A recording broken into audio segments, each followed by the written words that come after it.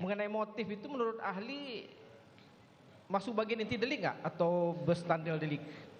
Jadi begini Pak, sudah Sudah jelas. jawab aja Pak, maksudnya masuk bagian iya atau tidak itu aja jawabannya. Mungkin ahli tidak capek juga menjelaskan terlalu panjang kan nanti haus. Tidak Pak, menyampaikan sesuatu. Nggak, maksudnya gini ahli, saya potong, mohon maaf ya. Maksudnya motif itu merupakan bagian inti delik nggak? Bestandil delik yang harus dibuktikan oleh penuntut umum gitu.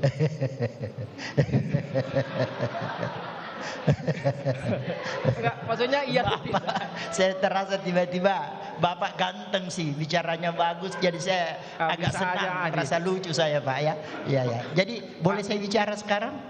Boleh saya yang bicara silakan, Pak? ahli silakan. Oke Pak. Riuh tawa memenuhi ruang sidang Pengadilan Negeri Jakarta Selatan dalam sidang pembunuhan berencana Yosua dengan terdakwa Ferdi Sambo dan Putri Chandrawati. Momen ini terjadi saat jaksa mencecar ahli hukum pidana Universitas Hasanuddin, Said Karim, soal motif. Apakah masuk sebagai inti dalam pasal 340 KUHP tentang pembunuhan berencana? Jaksa juga bertanya kepada ahli soal makna kata hajar yang disebutkan oleh Eliezer merupakan perintah untuk membunuh atau menembak Yosua. Said Karim menyebut kata hajar tak ada hubungannya dengan membunuh ataupun tembak. Ada rangkaian peristiwa itu sebelum kata hajar. Apa makna hajar itu? Apakah mukul atau ada perbuatan lain? Silakan saudara ahli. Iya, baik. Terima kasih. Yang mulia izin menjawab. Siap.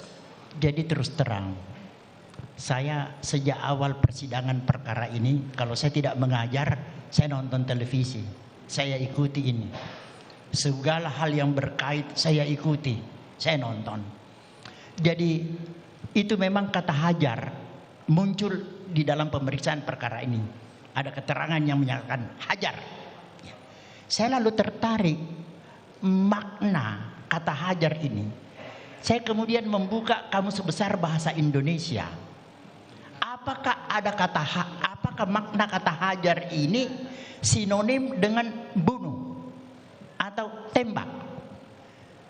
Tampaknya dalam Kamus Besar Bahasa Indonesia kita tidak menemukan pengertian itu.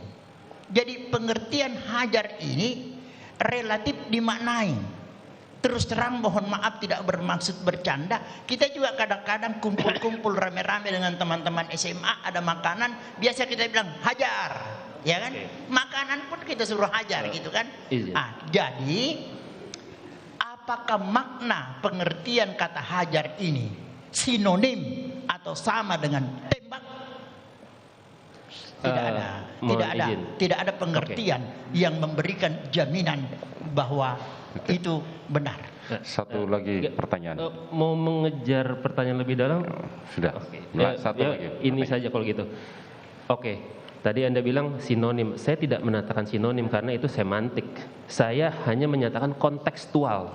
Dari konteksnya yang tadi dibilang bahwa ada permintaan untuk mengisi amunisi, ada perintah untuk berani nggak tembak korban.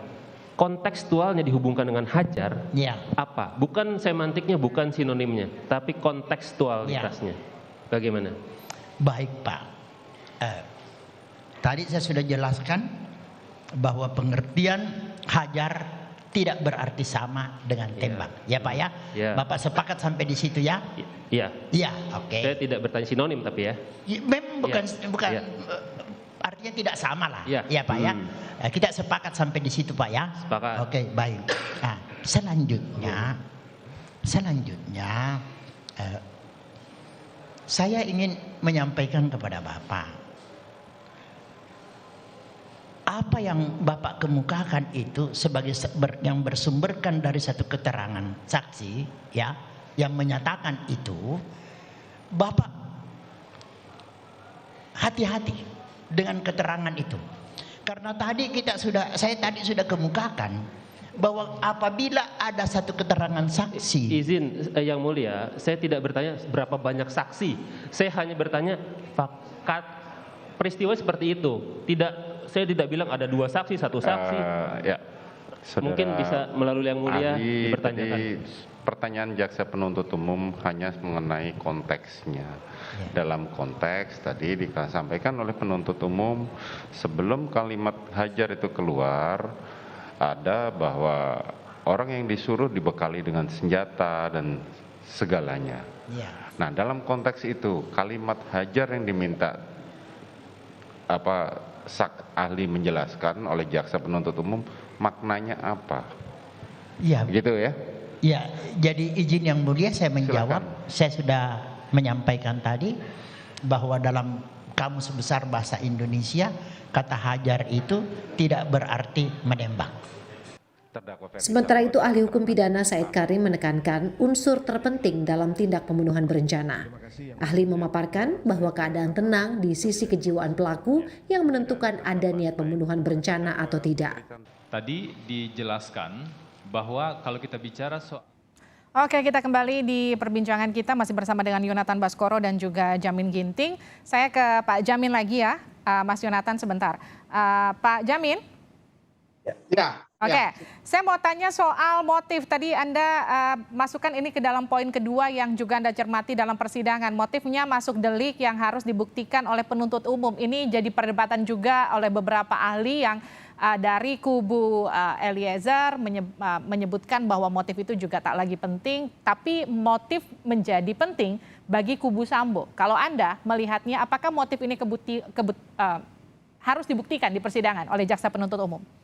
Ya, Mbak Olivia, jadi penasihat hukum berjuang supaya motif itu bisa dibuktikan oleh JPU dalam fakta persidangan. Nah, sementara memang JPU tidak mempunyai keterangan saksi fakta yang bisa membuktikan adanya pemerkosaan tersebut. Bahkan penasihat hukum yang merasa ada pemerkosaan, jadi nggak mungkin bisa dibuktikan karena JPU sendiri tidak mempunyai fakta yang melihat, mendengar, dan mengalami sendiri adanya pemerkosaan tersebut. Nah, dengan tujuan itu seakan-akan kalau motif tidak bisa dibuktikan, maka tidak ada unsur sengaja dalam suatu perbuatan itu karena ada dalam rangka hanya pembelaan daripada dirinya sendiri gitu, Ferdi Sambonya untuk membela martabat. Nah, itu kan tidak mungkin karena satu unsurnya adalah adanya korban dan sudah dilakukan penembakan berdasarkan apa? Aktor intelektualnya ada. Jadi dalam konteks pidana terkait dengan 340, motif itu merupakan rangkaian cerita dari suatu perbuatan pidana. Jadi ada dua unsur dalam perbuatan pidana. Pertama, ada perbuatan pidananya, ada pertanggungjawaban pidana. Di luar itu tidak ada. Hanya ada dua itu saja, ada perbuatan pidana. Perbuatan pidananya apa? Pembunuhan. Siapa yang bertanggung jawab atas perbuatan pidana tersebut? Orang yang melakukan pembunuhan. Apa dia melakukan sendiri atau bersama-sama dengan orang lain? Apakah itu dilakukan karena benci, dendam, iri, dengki? Itu menjadi faktor di luar unsur dari bestalan deliktennya, unsur intinya. Sehingga hakim tidak menilai itu sebagai suatu unsur yang harus dibuktikan, hanya dalam rangka apa? Memberatkan atau meringankan suatu perbuatan pidana saja begitu. Jadi kalaupun seandainya JPU tidak membuktikan motif, itu bukan merupakan hapusnya perbuatan pidana atau dakwaan JPU tidak cermat, tidak jelas, dan tidak lengkap. Bukan itu sebagai dasar. Nah, itulah yang harusnya tadi dijelaskan oleh para ahli secara netral begitu, yang saya sampaikan begitu. Oke, termasuk salah siapa jika anjuran atau pelaksanaan itu mispersepsi, hajar dan juga kemudian jadi tembak? Jadi ini bukan dalam konteks gramatikal sematik yang disampaikan tadi. Ini bukan artinya hajar lalu kita cari kamus bahasa Indonesia ke KBB lalu hajar, itu bukan, karena pidana itu tidak selalu didasarkan kepada sematik atau gramatikal, tapi rangkaian perbuatan. Jadi suatu perbuatan pidana itu ada rangkaiannya, nggak mungkin seketika, kecuali 338 seketika. Tapi kalau perencanaan itu ada rangkaian kegiatan. Makanya tadi saya katakan sebelumnya, hajar dikaitkan dengan perbuatan disaguling itu identik dengan apa yang disebut menembak dan membunuh, bukan hajar, cari kamus KBB baru hajar. Itu nggak mungkin seperti itulah pengertian. Karena ada rangkaian perbuatan pidana yang terjadi harus dimaknai seperti itu, bukan dimaknai dari buku terjemahan hajar itu dalam KBB begitu, Pak. Oke, yang juga menarik ini kan ahli hukum pidana dari timnya Sambo terakhir itu justru menyebutkan Putri Chandrawati itu harusnya nggak kena 340 karena dia dianggap tidak terlibat dan hanya berada di tempat yang kebetulan salah di waktu yang salah. Ya, kalau kaitan dengan pasal 55 itu orang yang bersama-sama melakukan suatu perbuatan pidana. Artinya apa? Artinya pasal utamanya 340, maka yang lain juga 340 begitu. Karena mereka masuk dalam pasal 55 begitu. Hanya saja mungkin peran dan kedudukan mereka berbeda dan tingkatan pembidanaannya, hukumannya juga berbeda. Tapi pasalnya nggak mungkin berbeda. Kalau pasal berbeda nanti dia nggak masuk 55 lagi. Dia berdiri sendiri, Mbak, begitu. Mas Yonatan, apa yang kemudian dikemukakan oleh kubu Sambo dan juga Putri di persidangan ini paling tidak kan akan membuat guncangan sendiri bagi keluarga dari almarhum Yosua. Mulai dari dinaikannya lagi motif, mulai dari beberapa bukti yang kemudian menunjukkan perilaku yang kemudian tidak positif oleh almarhum Yosua begitu katakanlah. Apa yang kemudian direspon keluarga Yosua pasca beberapa saksi ahli yang dihadirkan oleh keluarga Sambo plus juga bukti-bukti yang sempat dihadirkan di persidangan? Ya, terkait hal tersebut tentu kami keluarga sangat merasa sedih karena almarhum ini sudah dibunuh secara keji, tetapi karakternya juga ikutan dibunuh sekarang. Sedangkan kita ketahui bersama almarhum sudah tenang di surga, ya, tetapi masih program lain Bapak izin.